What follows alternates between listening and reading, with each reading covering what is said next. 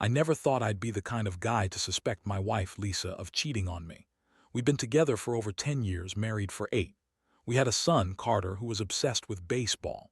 Lisa always seemed supportive, at least on the surface, and I thought everything was fine, normal even. But lately, I'd noticed a few things that didn't quite add up. Small things, really. She'd be secretive about her phone, hiding it when I came into the room, or she'd get defensive if I asked about her plans. She'd go out with friends but come back later than usual, smelling like perfume I didn't recognize. Nothing concrete, but enough to gnaw at me. Then came the tournament weekend. Carter was playing in a regional game out of town, and Lisa said she was going to support him. I was working, so I couldn't go.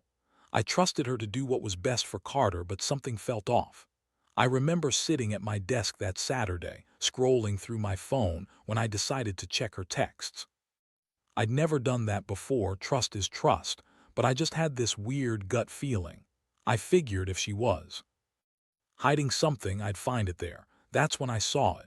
A message from someone named Mike, talking about meeting up during the tournament. It wasn't just small talk, no, this was planning. "Tonight's the night, babe. Can't wait to see you after the game. I'll be waiting at the usual spot." My stomach dropped. I stared at that message like it was written in invisible ink, something I couldn't ignore. I scrolled further and there were more messages, all under the guise of supporting Carter's team, but in reality they were about meeting up, sneaking around. And the worst part, Lisa had her phone tucked away, hiding it from me, even while I was just sitting there. I felt sick. Betrayed isn't even a strong enough word. It was like my entire world had been turned upside down in an instant. I didn't want to believe it at first. Maybe it was just innocent conversations, just some guy she knew from work or whatever. But the tone was too intimate, the plans too detailed.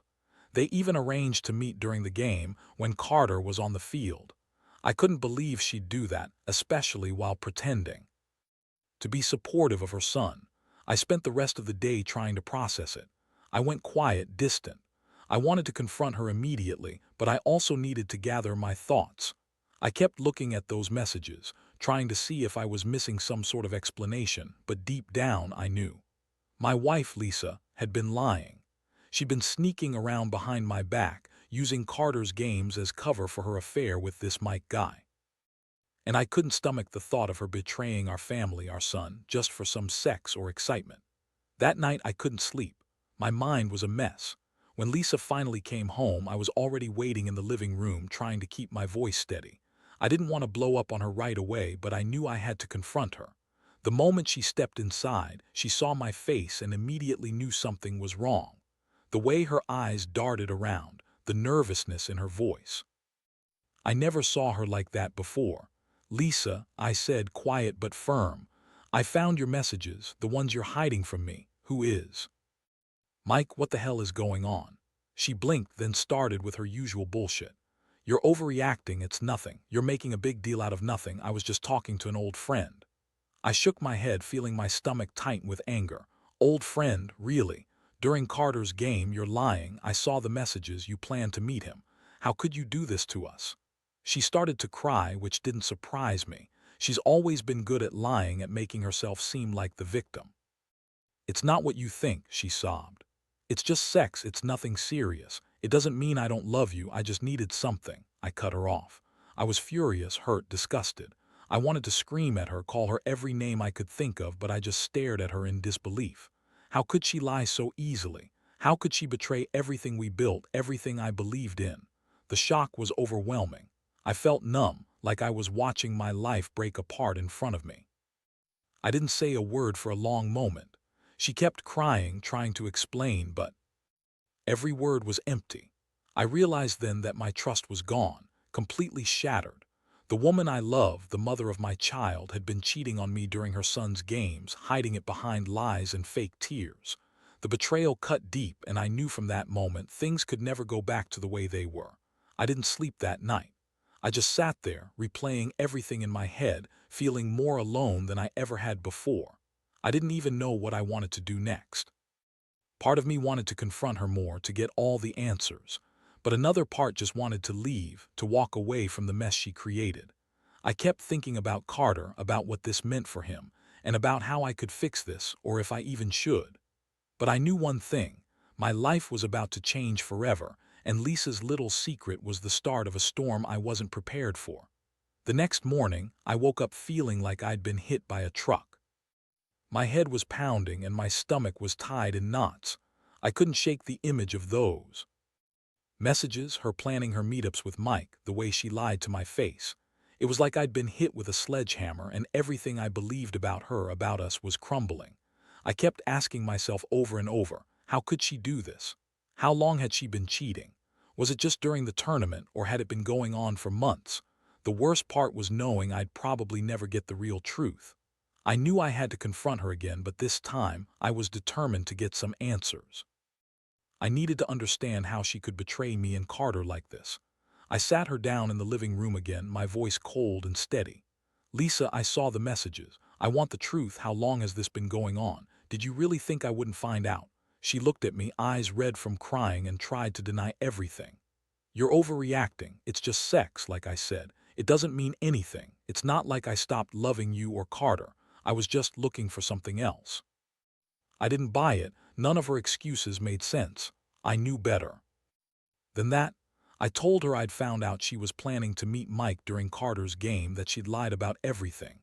She kept insisting she was just curious, that she was bored, and that she didn't want to hurt me, but I saw right through her. The lies, the manipulation, the way she looked away when I pressed her. It was all so transparent. I had to get out of that house for a bit. I told her I needed some air, that I was going to see a friend. I didn't want her to know what I was really planning. I went straight to my car and drove to the park nearby, trying to process everything. I sat there on a bench, staring at the ground, feeling every emotion possible: anger, sadness, betrayal, and finally, a strange sense of clarity. I realized that I couldn't keep pretending everything was fine. I couldn't keep living in this lie. If she was capable of cheating during her son's games, what else had she lied about? How much of my life was built on illusions? While I was sitting there, I kept thinking about Carter. He was only 8 and he adored his mom. I didn't want to drag him into our mess, but I also knew I had to protect him from the fallout. If Lisa was willing to cheat on her family, what kind of example was she setting?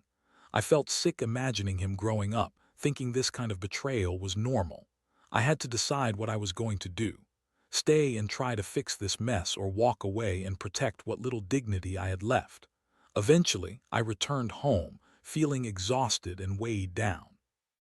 Lisa was waiting for me in the living room, looking worried. She tried to make amends, to say she was sorry, that it was a mistake, that she loved me. But I couldn't listen. Not then. I told her I needed time to think, that I was going to stay in a friend's place for a few days. That's when she started pleading, crying, begging me to forgive her. Her bitchy attitude was on full display. She was trying to guilt me, to make me feel bad for catching her. She told me I was overreacting, that I was crazy, that I'd ruin everything because I couldn't handle a little fun. That's when I finally snapped. I told her she'd crossed a line, that she'd broken the trust I thought we had. I told her I didn't want to hear her excuses anymore, that I was done playing small. I needed space to think, to figure out if I even wanted to stay in this marriage. I said I wasn't mad because she cheated. Hell, I was furious. But more because she lied to my face for months, used our family as a cover for her secret life. I told her I deserved better than a liar and a cheat, and I wasn't going to be some sucker to her manipulation anymore. She looked at me in disbelief, like I just punched her in the stomach. Her bitchiness turned into anger. "Fine," she spat. "Go stay with your stupid friends. Do whatever you want, but you're making a huge mistake. You're overreacting and you'll regret this." I didn't bother replying. I just grabbed my keys, took a deep breath, and walked out. I needed space. I needed clarity. But inside, I was already starting to prepare for what came next. I knew I was at a crossroads, and this was just the beginning. I had to figure out if I was going to fight for my marriage or walk away for good. Either way, I'd never forget the betrayal, that moment when I saw her planned meetups, her lies, her callous attitude. It was like my life had been turned upside down, and I wasn't sure if I'd ever be able to put the pieces back together. But I also knew that I couldn't keep living in her shadow, pretending everything was okay when it clearly was. This was going to change everything. whether I liked it or not. The days that followed were a blur. I stayed with a friend, Mark, who's been through his own divorce messes and knew exactly what kind of storm I was in. Honestly, I didn't sleep much, kept replaying that night, those messages, her lies. Every time I closed my eyes, I saw her face, defensive, bitchy, trying to spin her way out of it. I felt like I'd been punched in the gut and pulled in a million different directions. Part of me wanted to storm back home, confront her again, demand answers. Another part just wanted to wash my hands of her, walk away with Carter and never look back. But what really made me furious was how she kept trying to downplay everything. That fucking attitude, her tone when she called me like I was overreacting, like her betrayal was some minor slip-up. She kept pushing the "it's not like I don't love you" line, the classic "it's just sex" excuse. Yeah, I get it. Women have needs. But this wasn't just a little fling or some emotional affair. She was sneaking out, planning secret meetups, lying about her whereabouts. And her attitude about it, so dismissive, so bitchy, made it worse. Like I should just accept that she'd cheat and move on. I started digging deeper into her phone, of course. I couldn't just take her word for it anymore. I went through her messages, her emails, her social media. That's when I found the real proof, screenshots of her conversations with Mike, coded texts, plans to meet at some cheap motel just outside town. They talked about sex asterisk, explicit details, even made plans for the big night during Carter's next game. I felt sick reading it. It was infuriating to see how nonchalant she was about betraying us all, me, Carter, everyone. And her behavior. It got even worse. That bitchy attitude, her dismissiveness, like she thought she was untouchable because she was doing her own thing. She'd blow up at me, accuse me of being paranoid, or say I was overreacting. "You're just jealous," she told me once. "You're insecure." I wanted to scream at her that this wasn't about insecurity. It was about respect, and she had none left. She was throwing her own marriage in the trash for some sick thrill. I knew I had to do something. I couldn't keep pretending everything was normal. I sat her down again, this time with proof, screenshots, texts, everything I'd found. I told her I knew she'd been lying all along, that I wasn't going to let her manipulate me anymore. Her face twisted into that bitchy sneer she always used when she didn't get her way. "You're crazy," she snapped. "You don't know what you're talking about. It's just sex, like I said. You're insecure and you're making a big deal out of nothing." That was the moment I realized how much she hated facing the truth. She refused to admit she was wrong, refused to see what she'd done. Instead, she turned it around, accused me of being controlling, jealous, insecure, tried to make me feel like I was the problem. That's when I knew I couldn't stay silent anymore. If she wanted to keep lying, if she wanted to keep pretending she didn't cheat, then I'd have to take matters into my own hands. I began planning my next move. I decided I'd have a talk with her, but it wouldn't be just about her lies. I was also going to confront her about her bitchy attitude, her disrespect, her manipulation. I wanted her to understand that I wasn't some fool who'd accept cheating. I wanted her to feel the weight of what she'd done, how she destroyed our marriage over a bunch of meaningless hookups. I was done pretending I was okay with it. That evening, I told her I wanted her to leave. Not just for a night, but for good. I said I couldn't trust her anymore, and I wasn't going to stay in a marriage where I was the fool. She looked at me with that sneer again, tried to argue, tried to guilt me, but I was done listening. I told her I'd taken screenshots, that she'd be exposed if she kept pushing me.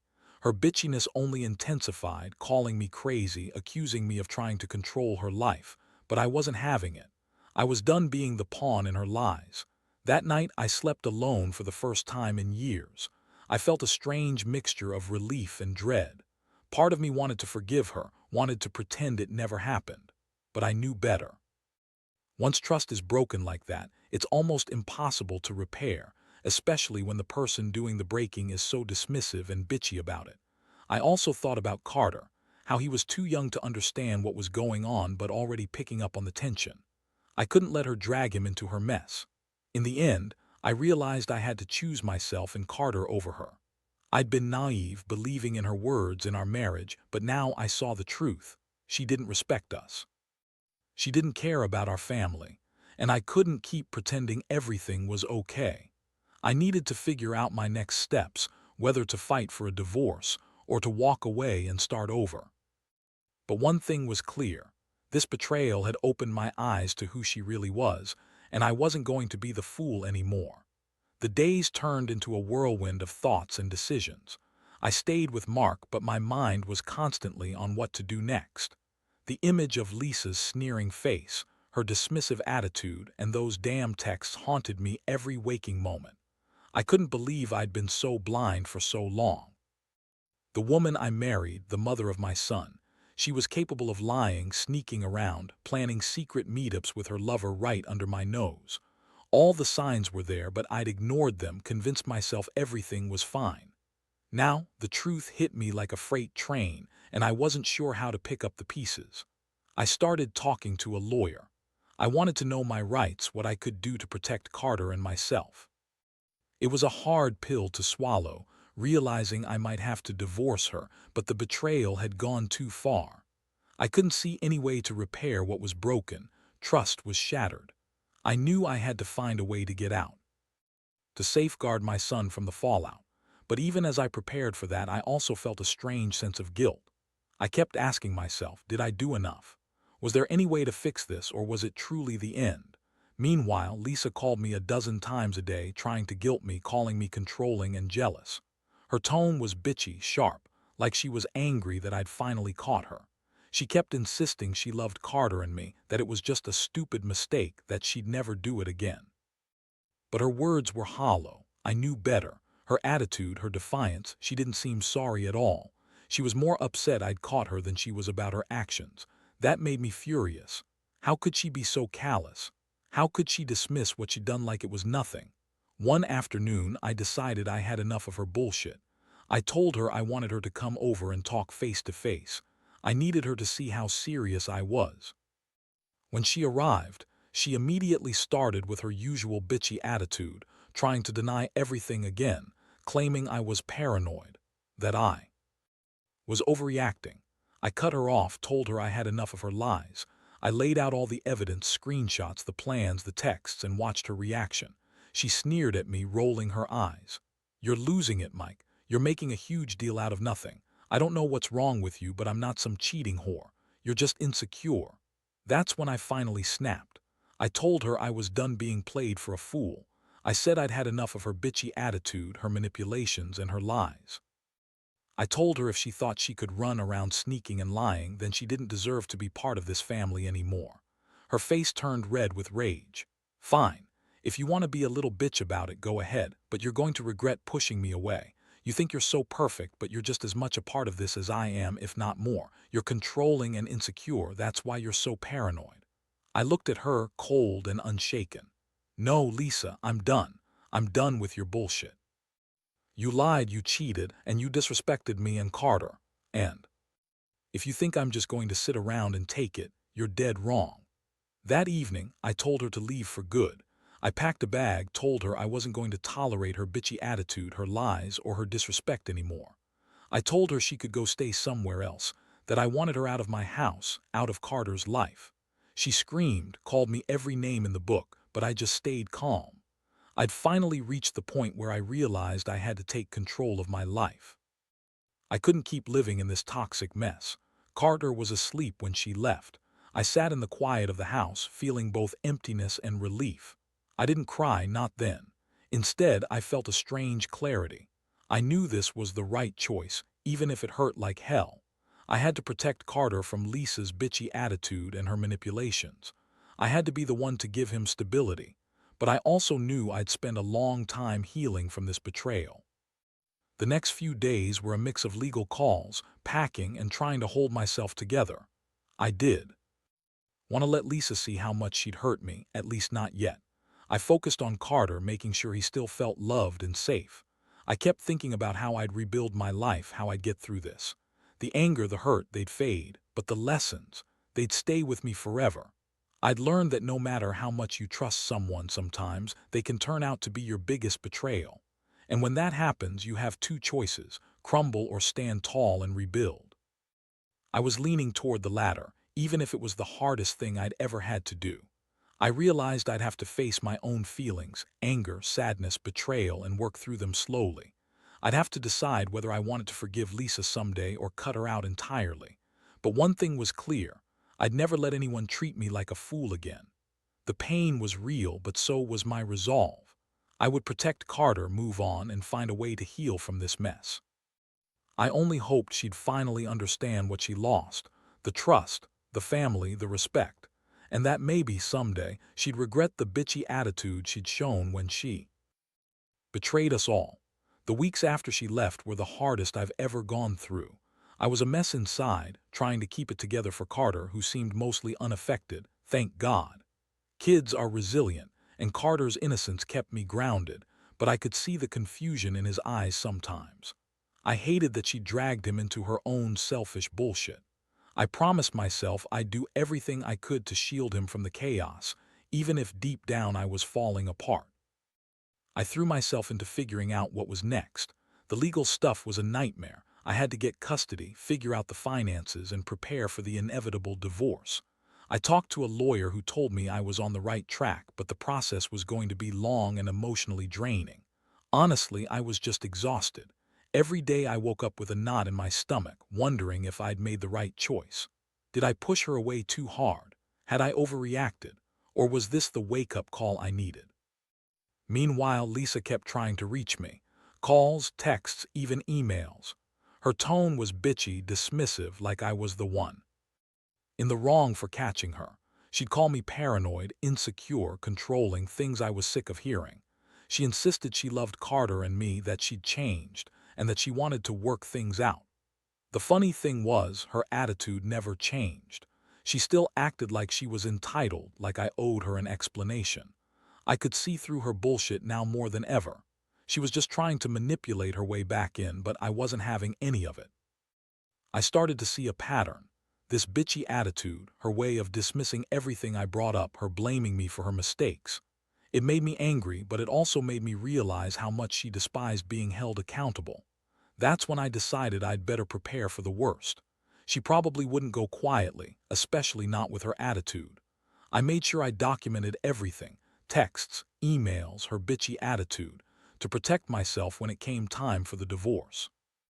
One night I sat Carter down and explained everything, the way a dad should. I told him Mommy was going away for a while because she made some bad choices, that Mommy loved him very much, and that I was going to do everything to keep him safe and happy. Watching his innocent face, I knew I had to stay strong for him. I promised I'd be there for him no matter what, even if I was hurting inside. That's when I realized I was doing this for us, for Carter and for myself. The hardest part was pretending I was okay around other people. I didn't want my friends or family to see how much I was hurting, especially not Lisa's family. I knew they'd blame me, call me controlling or insecure the same way Lisa did, but I didn't care anymore. I knew the truth, and that was enough. They didn't need to see my pain or hear my side. I'd learned the hard way that sometimes people only see what they want to see. All that mattered was Carter and protecting him from the fallout. There were moments I'd get overwhelmed with anger, at her, at myself, at the universe. How could she just toss everything aside? How could she be so bitchy, so dismissive after everything we built? I'd find myself pacing around the house, clutching my fists, fighting back tears. But I also found little victories, like when Carter smiled at me, or when I managed to keep my composure during a court hearing. Those little wins kept me going. I realized I'd have to rediscover who I was outside of that toxic marriage, and that I'd have to rebuild my life from the ground up. As I looked ahead, I knew one thing for sure: I'd never allow anyone to treat me like that again.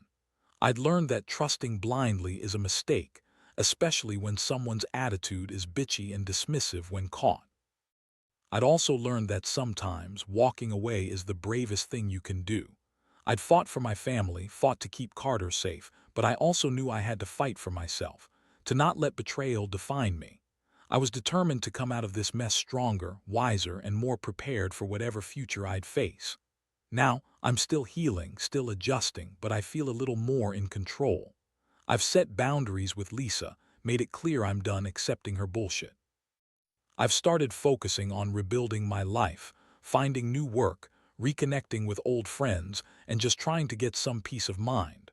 Carter is my anchor, and I can see in his eyes that he's starting to understand that mommy's not coming back. That's the hardest truth I've had to face, to accept that sometimes love isn't enough and that betrayal cuts deep. But I also know that I control my future now, and I won't let her bitchy attitude or her lies ruin what I have left.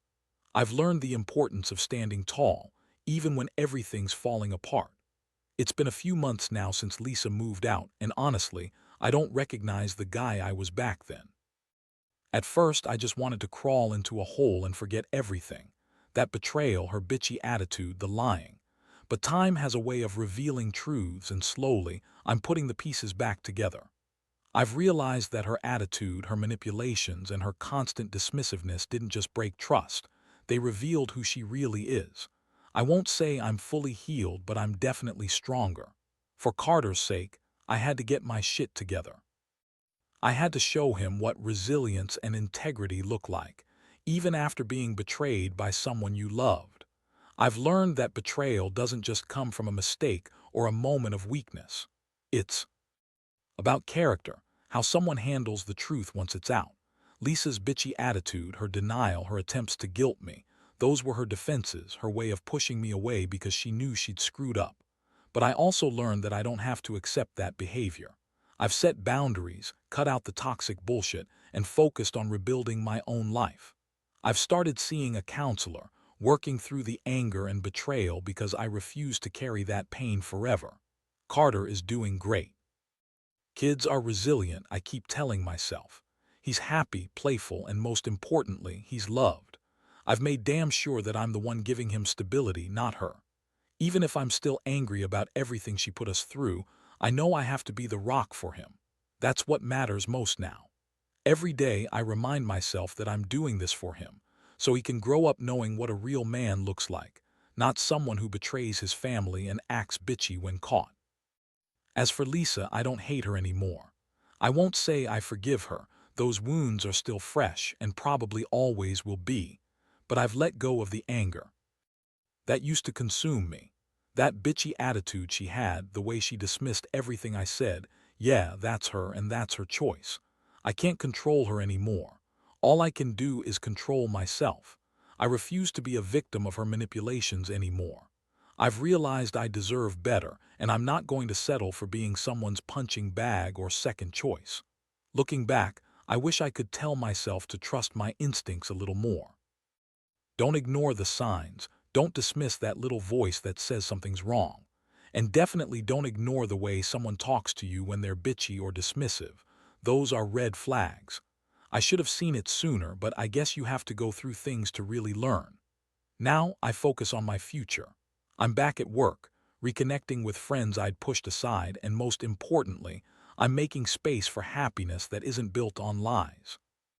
I've started dating again, nothing serious yet, but enough to remind myself that I still have a shot at happiness. I don't need someone who's going to be bitchy or dismissive when I call her out. I want respect, honesty, and a partner who values me, not someone who sneaks around and then acts like I'm crazy for catching her. The lesson here is simple. Trust is fragile and betrayal cuts deep. But it's also possible to heal and move on if you're willing to face the truth, set boundaries, and prioritize your own well-being. Lisa's attitude was a reflection of her character, not mine. I refuse to let her bitchy, manipulative ways define me. I've learned that strength isn't about never falling apart. It's about how you pick yourself back up afterward. And I can honestly say, while I still feel the sting of her betrayal, I'm finally moving forward, stronger and more aware than ever.